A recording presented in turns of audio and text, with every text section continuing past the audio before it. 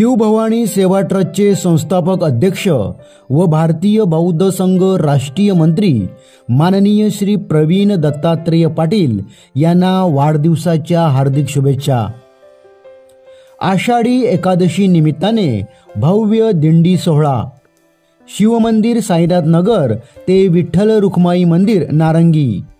आपले नम्र शिवभवानी सेवा ट्रस्ट सर्व सन्माननीय पदाधिकारी व महिला मंडळ।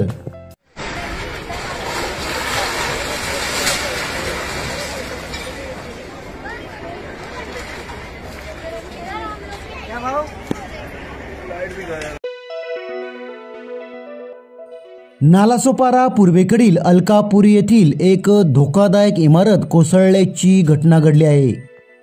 अलकापूर येथील साईराज नावाची धोकादायक इमारत कोसळली। सुदैवाने या घटनेत कुठलीही जीवितहानी झाली नाही। बाजूच्या कुसुम व नरेंद्र माऊली या इमारती सुद्धा धोकादायक झाल्या आहेत।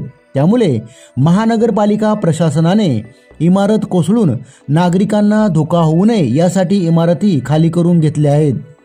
महापालिका अग्निशमन दलाच्या जवानांनी घटनास्थळी दाखल होत तत्काळ कार्यवाही सुरू केली व इमारतींचा धोकादायक भाग तोडण्यात आला। नालासोपाराचे आमदार राजन नाईक यांनी घटनास्थळी जाऊन या घटनेची माहिती घेत पाहणी केली व संबंधित अधिकाऱ्यांना नागरिकांच्या सुरक्षतेसाठी योग्य उपाययोजना तत्काळ करण्याच्या सूचना केल्या। दरम्यान नागरिक दुर्घटना घडत असताना सुखरूप बाहेर आले असून या नागरिकांची तात्पुरत्या निवाऱ्याची व्यवस्था महापालिकेच्या निवारा केंद्रात करण्यात आली आहे।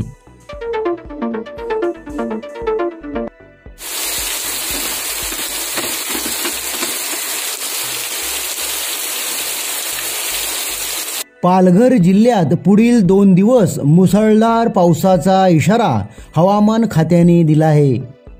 पालघर जिल्ह्याला पावसाचा ऑरेंज अलर्ट जाहीर करण्यात आला आहे। जोरदार पावसाचा अंदाज पाहता जोरात वाहणाऱ्या नद्या, नाले, ओहळ, पुलावरून जाणाऱ्या पाण्याचा प्रवाह ओलांडून धोकादायक प्रवास करू नये आणि आपला जीव धोक्यात घालू नये। विद्यार्थ्यांसमोर पुराच्या पाण्यातून पलीकडे जाण्याची परिस्थिती असेल तर विद्यार्थ्यांनी त्यांच्या शिक्षकांना परिस्थितीविषयी अवगत करावे। नियमित रस्ताही पाण्याखाली गेला असल्यास पोलीस तसेच तालुका प्रशासन यांच्या परवानगीशिवाय प्रवास करू नये व आपला जीव धोक्यात घालू नये असे आवाहन जिल्हाधिकारी तथा जिल्हा आपत्ती व्यवस्थापन प्राधिकरणाच्या अध्यक्षा डॉक्टर इंदुराणी जाखड यांनी केला आहे।